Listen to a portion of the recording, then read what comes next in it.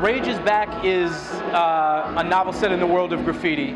It takes place in 2005 with big chunks taking place in the late 80s. It's narrated by an 18-year-old kid named Dondi Vance, who's the son of two famous graffiti writers. So graffiti is not really his thing, it's his parents' thing. He's an inheritor of this culture, and to him, like, it's not cool.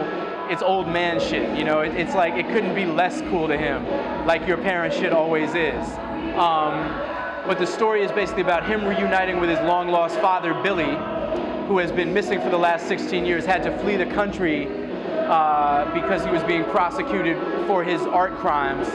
And it's about sort of this whole era of writers from the 70s and 80s making this epic comeback in 2005 to try to bomb every train, paint every train in the New York City subway system at once in order to bring down a former transit cop who's now running for mayor, and who may or may not be in an alliance with a demon who may or may not exist deep in the train tunnels underneath the city. I started rhyming probably at about 10 or 11. I grew up in a suburb of Boston called Newton, and my first exposure to hip-hop was, it was pretty much under the cultural mainstream then. I went to a school, a public school in the suburbs. There was a feeder school for the Metco program, which was Boston's solution to the problem of integrating their schools. You know, Boston's a real racist, fucked up city. Brown versus the Board of Education, 1954. Boston integrates its schools, 1973.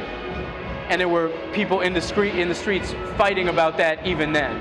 And the way they did it was to send black kids from inner city schools on buses to suburban schools. So my school was one of those schools. So my first exposure to hip hop was basically my friends who lived in Roxbury, Mattapan, Dorchester, coming in with rap tapes with LL Cool J, with Run DMC, with the Fat Boys. And you know, my mind was blown because I was already into storytelling, I was already literary. I have a bunch of writers in my family, and this was a form of storytelling and of poetry that was so dense and so vibrant that I immediately gravitated toward it and started rhyming. And you know, that made me kind of anomalous. There weren't that many like 12-year-old white rappers in Boston at the time.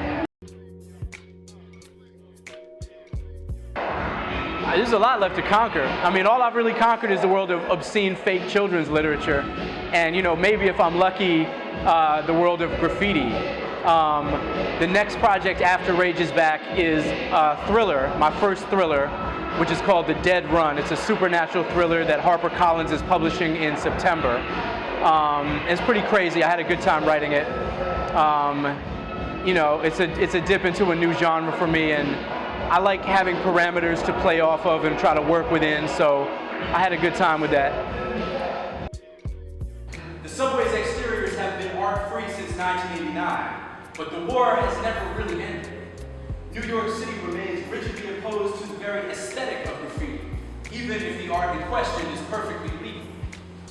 Today, advertisers have learned to faithfully, if flavorlessly, appropriate graffiti's ethos of logo repetition, as anyone who has ridden the train lately can confirm.